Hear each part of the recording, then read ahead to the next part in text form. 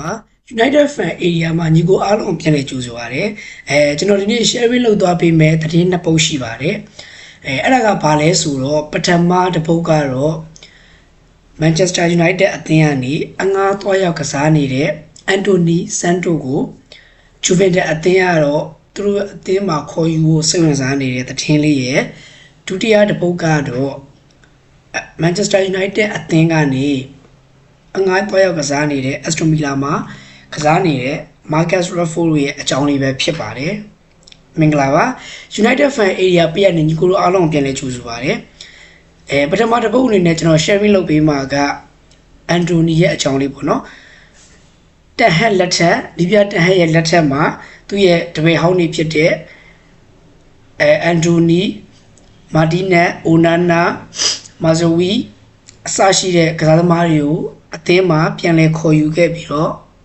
တချို့အသင်းနဲ့အဆင်ပြေတဲ့သူတွေရှိသလိုအသင်းနဲ့အဆင်ပြေတဲ့သူတွေလည်းများစွာရှိပါတယ်အဲ့ဒီတည်းကမှအန်တိုနီကတော့ Real Betis ကိုအငှားသွားရောက်ကစားခဲ့ပြီးတော့စပိန်ပြည်မှာဂိုးသွင်းမှုတွေရောဂိုးသွင်းမှုဖန်တီးမှုတွေပါအများကြီးပြုလုပ်ပေးနိုင်တဲ့ကစားသမားလည်းဖြစ်ပါတယ် Manchester United အသင်းမှာသာအဆင်မပြေဖြစ်နေခဲ့ပြီးမဲ့ Real Betis အသင်းမှာတော့ Real Betis ပြည်သက်တွေရဲ့အချစ်တော်ဖြစ်နေခဲ့ပါတယ်အန်တိုနီကတော့ဒီ Manchester မှာရှိတော့ကတော့သူဘယ်လောက်ဒီစိတ်ဖိစီးမှုဖြစ်ရလဲဆိုရင်သူတယောက်တည်းအခန်းထဲမှာပေါ့နော်ပိတ်ပြီးတော့နေရဲ့အရာတွေအထီကိုသူတို့ pressure တွေဖြစ်တယ်ဆိုပြီးတော့လဲသူဒီ interview တစ်ခုမှာဖြေထားတယ်တွေ့ရပါတယ်အခုကျွန်တော်လည်းတလောကြားတဲ့သတင်းတွေအရာတော့ Juventus အသင်းကအန်တိုနီကိုစိတ်ဝင်စားနေရဆိုလဲသိရပါတယ်